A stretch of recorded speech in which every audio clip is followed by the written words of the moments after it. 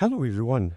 Today I'd like to teach you about the main rules of power or exponents.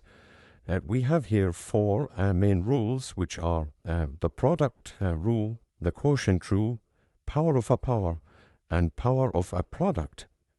So let's start with the first one, the product rule. So when we have a to the power of m times a to the power of n, the rule is to add the exponents. We keep the base the same, which is a, and add the exponents.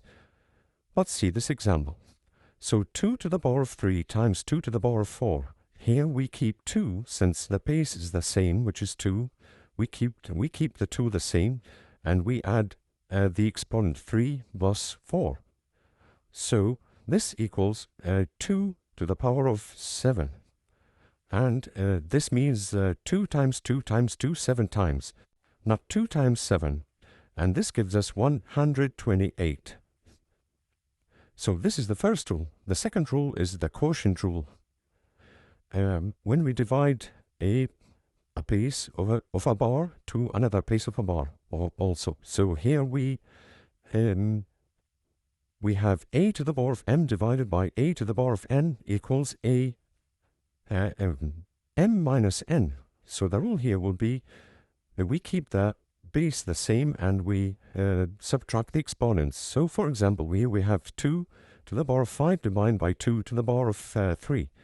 So we keep the base the same and we subtract 3 from 5. So 5 minus 3. So 5 minus 3 is 2, and this means 2 times 2 is 4. The third rule is the power of a power. So here we have a to the power of m to the power of n. What we do here is that m times n. So for example, here we have an example 2 to the power of 3 times 2 to the power of 2. So here we 3 times 2 is 6, and we do the calculations.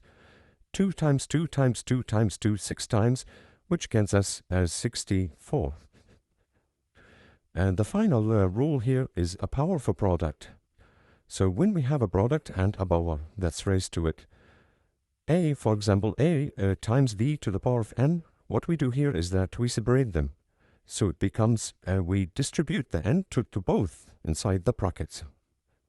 So it becomes a to the power of n times d to the power of n.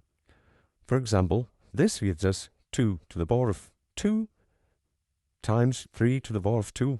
Here we have 4 times 9, which is 18 plus 18, 36. And those are the rules. Thank you.